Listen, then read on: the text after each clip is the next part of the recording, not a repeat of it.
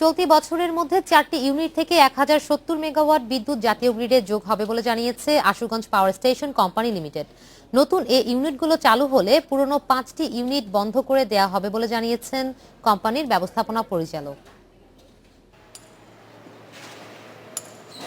2021 সালের মধ্যে 24,000 মেগাওয়াট বিদ্যুৎ উৎপাদনের পরিকল্পনা নিয়েছে সরকার।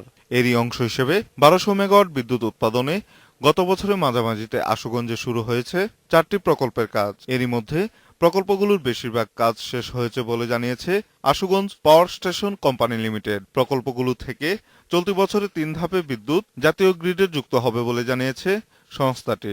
এই প্রকল্পগুলি কয়েকটা ফেজে বাণিজ্যিক অপারেশনে আসবে।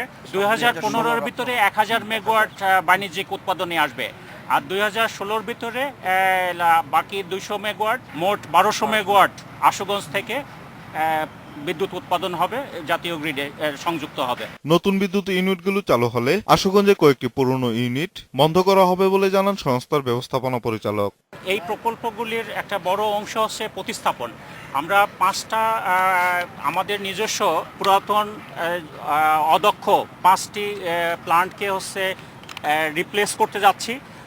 সেই 5টা প্লান্টের সর্বোচ্চ উৎপাদন ক্ষমতা ছিল 226 মেগাওয়াট। এসব প্রকল্পে প্রতি ইউনিট বিদ্যুতের উৎপাদন খরচ পড়বে 2 টাকার কিছু বেশি। Niladri Maharatna, independent news, Dhaka.